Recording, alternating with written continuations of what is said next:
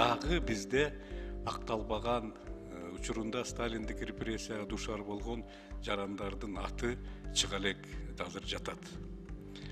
Мен ойлойм, азыр ошол архивди мына бул жерде кээ бир оппоненттер айтышы мүмкүн, КГБнын архивин ачпаш керек деген. Туура, эч ким бул жерде КГБнын архивин 100% баарын ачып койгула деген талап менимче эч ким койбойт.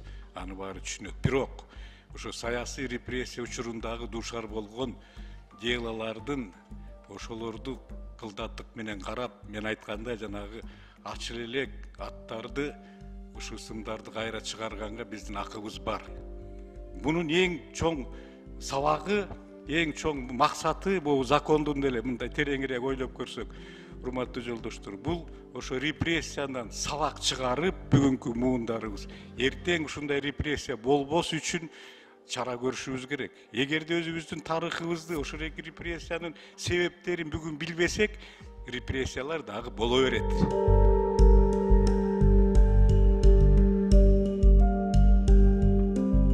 Азыр Кыргызстандын эң чоң маселелеринин бири бул улуттун аң сезимин бекемдөө маселеси турат, жолдоштор.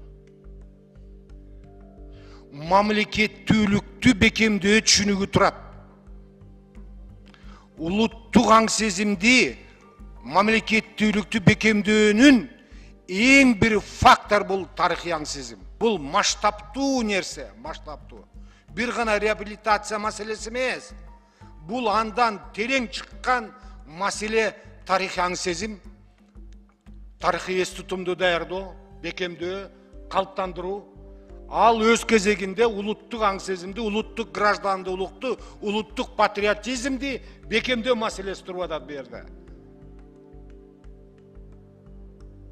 Биз муну мындай бир кичинекей тарыхтын бир же болбосо жабыр тарткан 18 миңдин кишиси катары карабай, жалпы элдин трагедиясы катары карашыбыз керек. Ошондо биз бир нерсени жаратабыз. Биз чоң тарыхый окуянын астында турабыз, жолдоштор. 2024 жылы биз Кыргыз мамлекетинин, Кыргыз Совет мамлекетинин 100 жылдыгын майрамдаган турабыз. Азыркы мезгилде Кыргызстандын жана Кыргыз элинин астында мамлекеттүүлүктү бекемдөө, мамлекеттүүлүктү көз карабыздей сактоо маселесинен жогору актуалдуу маселе жок. Ал эми бул маселе бардыгын тең камтыйт. Мына ушул биз карап аткан маселе дагы ошол 24-жылга барып такалат, жолдоштор.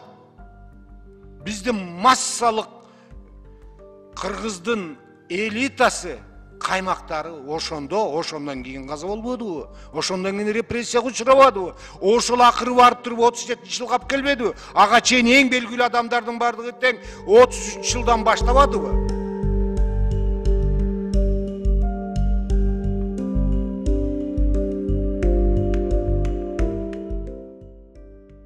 Акыркы 300 жылда ар 50 жыл сайын кырылып турган эл дүйнөдө бул кыргыздар эле экен. 16 жылдан 41 жылга чейин 16 жылы түндүк кыргыздардын 40% кырылган. Бул болжолу 140-160 миң эл. Экинчи репрессия 37ден биз 53ге чейин ар кандай цифралар бар. Бирок болжолу 100 миң. Болжолу 100 миң. Үчүнчү атамекендик согуш 150 миң кыргыз келген жок.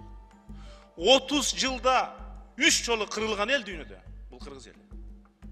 Биз ошон үчүн жаралуу элбиз. Биз ошон үчүн аялуу элбиз. Биз ошон үчүн бүгүн үчүн мыктылар чыкпай атат деген философиялык жагынан караганда мыктылардын көбүнөн укум-тугум калган эмес жана бар атылган. Атканда күлүктөрүм, мыктыларым, бүркүттөрүм, шумкарларын аткан. Репрессияда Жусуп Абдурахманов баш кылып, эң аягы завуштарды аткан. Себеби элдин мыкты эр жүрөгүн атсаң, коркоого өзүнө чөгөлүп берет. Коркой келди башка жабдан ой. Өзүнүн үйүн, өзүнүн мүлкүн, өзүнүн жайытын, өзүнүн жерин, өзүнүн туугандарын коргогон Рахманкул хан менен Жаныбек казы басмачыбы. Ал улуттук батыр. Эгемендик бул герб туу эмес, эгемендик аң сезим. Аң сезим өзгөрмөйүн биз эгемен өлкө боло албайбыз. Эгемендик адегенде мээде, жүрөктө, анан документтерде, анан жерде жашайт. Совет өкмөтүнө баш ийбей отурукташпай коюптур. Тоодон ылдый түшпөй коюптур. Анан 180 адамды Оштон Андижанга поезд менен алып баратканда 4-5 качыптыр. Алайды көздөй. Поезд токтотуп 180-тен атып салыптыр. Азыр ошолор документте эл душманы деп катталган. 180-тен атып салган. Бул бир кадр. Экинчи кадр Жалалабадта пахтанын паланын толбой калат да 60 киши баткан мечитке 300 кишини камайт. Тамак аштырып ошол жерде ичет, дааратканасы ошол жер. Жарым жалтай кырылат. Мындан өткөн кандай зордук бар.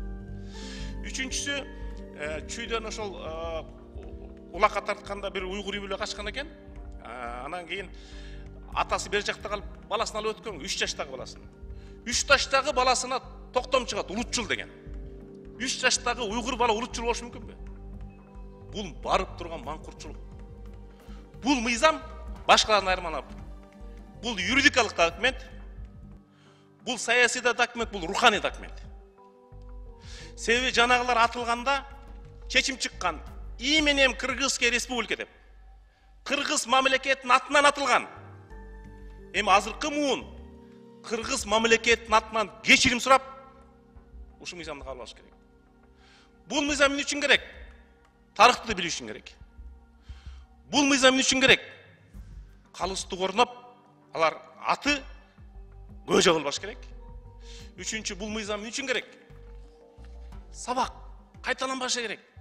Дүйнөдө эч бир Сталин, эч бир репрессия адамдын өмүрүнөн бийик тура албайт. Кудай жараткан адамдын өмүрүн Кудай гана ала алат.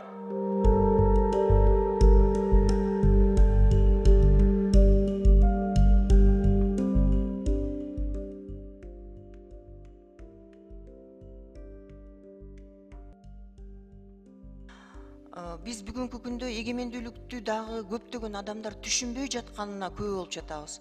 Эгемендүү мамлекет деген эмне? Биз эркин ой жүгүрткөн адамдар, эркин мамлекет экендигибизди дүйнөгө далилдешибиз керек. Ал далилдөөнүн бир көрүнүшү катары ушул репрессия курмандыктарын актоо. Анан мамлекеттүүлүк деген эмне? Мамлекеттүүлүк бул ар бир адам. Бизде адамдын өмүрү, ар бир адамдын өмүрү кымбат экендигин, ар бир адамына өмүр ансыз да кыска, ошол адамдардын ушул дүйнөдө татыктуу жашап кетишине ар бирибиз кам көрүшүбүз керек. Ошон үчүн бул репрессия курмандыктарын актоонун мааниси бул биздин эгемендүүлүгүбүз, экинчиден мамлекеттин эң бир баалуу байлыгы болгон адамдын өмүрү.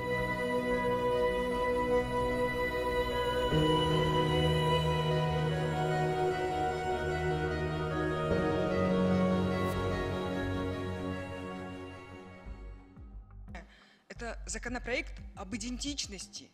Это законопроект о независимости и о достоинстве народа, которую так долго мы не могли открыть. Это первая попытка концептуализировать наше прошлое не с точки зрения советской концепции, не с точки зрения любых других центричностей, а с точки зрения независимого Кыргызстана. Я еще раз повторюсь, речь идет о достоинстве. И это не просто целые пласты депортированных, репрессированных, раскулаченных. Это отдельные судьбы. Каждый достоин права на память. Каждая бабушка, мальчик, девочка. Мы должны... Из этого складывается наше полноценное или неполноценное прошлое, значит будущее. В психологии, вы знаете, человек, у которого есть какие-то личные травмы, он не может быть полноценным и уверенным в будущее. То же самое с нациями, то же самое с нами, с Кыргызстаном.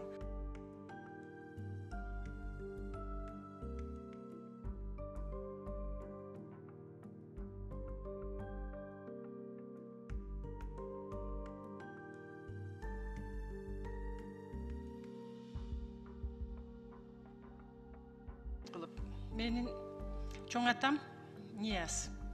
Өзүнүн 5 уулу менен, ага туугандары менен бир күндө эле ушул Эркештам Зымкана деп койчу чек арада атылган экен.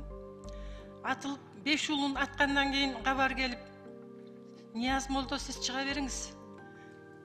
биз кечик эме жаңылыптырбыз дегенде жок. Ушундай жолборчторумдан айрылып менде кандай жашоо болот? Мени сыйласаңар атып салгыла дегенде акыркысы болуп чоң атабыз аткан экен. Кыргыз Республикасы менен Кытайдын чек арасы такталып атканда эркеш там эмес, биздин чек ара могу кызыл суудан өтүш керек деп койгон бир сөз үчүн кыйла каршылыктарга учураган экен. Жалгыз болуп кол койбой чыгып кеткен ошол биздин чоң атабыз болгон экен. Мен ойлойм, демек ушундай элдин тагдырына, жердин тагдырына күйүп аткан киши бул жөнөкөй адам болгосо керек деген ишеним мени ушуга келип айтууга түрткү берди да. Өткөндөрдүн даңкы болбой, тирүүлөрдүн баркы болбойт деп. Балким биз моминтип чайпалып аткандырбыз, эгемендүүлүк деп жанын берген, канын берген аталарыбызды унутуп койгондуктан биз жолубузду таппай атсак керек. Эгемендүүлүктүн жолу бул узун,